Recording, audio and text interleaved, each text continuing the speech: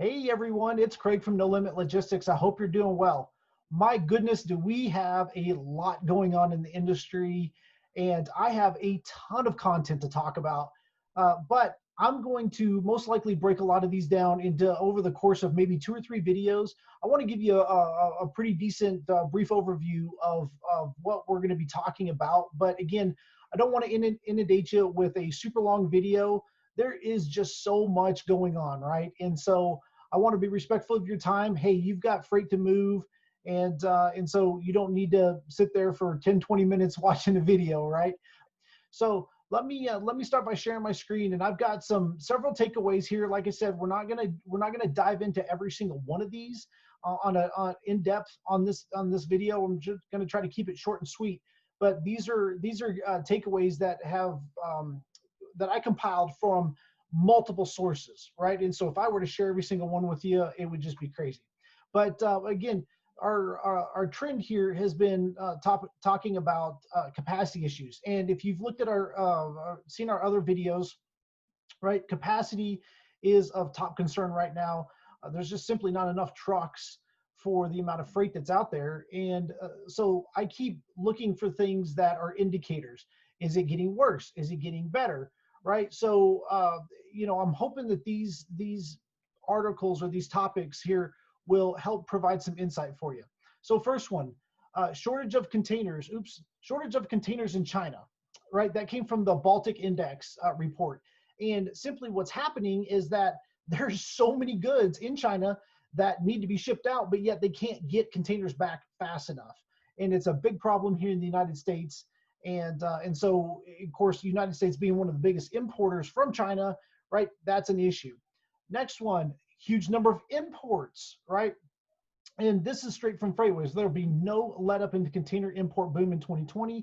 The Port of Los Angeles signal data shows inbound boxes actually increasing throughout December.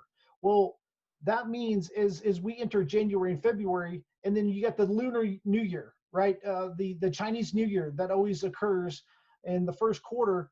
So you're going to have front loading on the end on the January and February for more containers. So I mean, gosh, record imports still coming in, and then we're going to have that push. So what's that going to do to capacity? We're going to see things tight at least through January and February. It looks as that. Heaviest freight volumes are out of the top 5 freight markets: California, New Jersey, Texas, Georgia, and Illinois, which is also bottlenecking capacity, right? Those are very heavily high volume areas. And so, you get a truck that goes to North Dakota, right? Or several trucks that go to North Dakota, and there's just not a lot of freight to get back into those particular areas. It bottlenecks up the freight, right? And then we've got tensions forming between the U.S. and China as China accuses the U.S. of harassing crews on ships and airplanes as they enter in the U.S. for deliveries.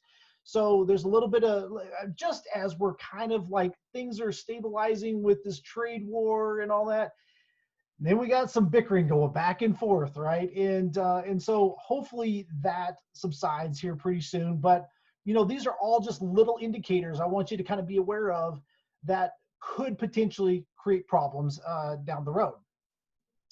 And then we have more potential disruption in capacity as the COVID vaccine gets closer to the market. So forwarders are seeing their cargo bumped as vaccine shipments take off. Hey, that's a problem, right? The primary thing right now is let's get the vaccine out, let's get that distributed. Well, something's got to give. Somebody's going to suffer for that. And so we'll probably see freight that's not so important, I guess you could say, that will the vaccine priority will take place of that. And then I do have an article down here. Again, I will do another video on this, but driver detention, right? This is from the CCJ. Driver detention, drivers being held up at pickup and delivery is also creating bottlenecks, right? So if you're a shipper, there's going to be, as we go into this other videos, we'll be kind of asking some questions, right? What have you done with your loading processes, or have you done anything with your loading processes? What does that look like in terms of scheduling appointments and scheduling pickups and deliveries? As a shipper, have you done everything that you can do to help with that? And we will also talk about some of the things that us here at No Limit Logistics, our team does to help kind of streamline that process too, right? We are trying to be proactive and get on top of these things when we're scheduling loads and sending carriers into shippers and receivers. And so, you know, if we collaborate together, maybe we can just kind of chip away at some of these driver detention situations and help get the capacity back out into the market like it needs to. So I'm going to cut it off there just to be mindful of time.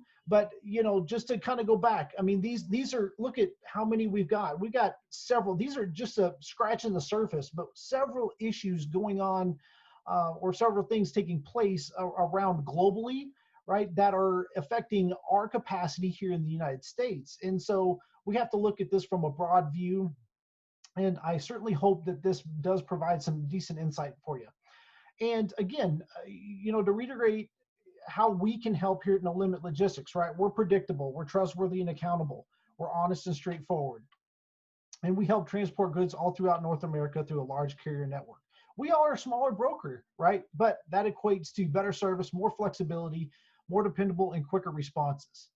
How can you connect with us? How can you reach us? Well, you can certainly get to our website through nolimitlogisticsllc.com, but we're also accessible on Facebook, LinkedIn, and you'll start to see more and more video content come from our YouTube page. So please, the YouTube page is new for us, and the purpose of these videos is to kind of just inform and educate, right? And so we would love to have your feedback. And, you know, if something contradicts what you're seeing, I want to hear about it, right?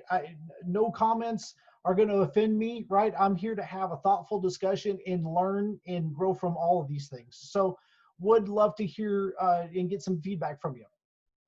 And of course, you can also email us info@nolimitlogisticsllc.com.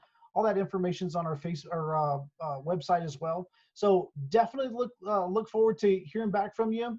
And as we go into these more and more of these videos, we will be asking to have more in-depth conversation. Be happy to jump on a phone call with you. Happy to jump on a Zoom meeting or something like that, just to go more in depth. I love these kinds of things. I love the education part of it, and I want to share that with you as well. So I look forward to having more discussion there, and just keep commerce moving. Right, things are challenging right now. Things are getting crazy. So we would love to hear from you and how we can help and continue to produce good information for you that could be useful in the future. So hope you're staying safe out there, and I hope you have a wonderful rest of your day. Take care.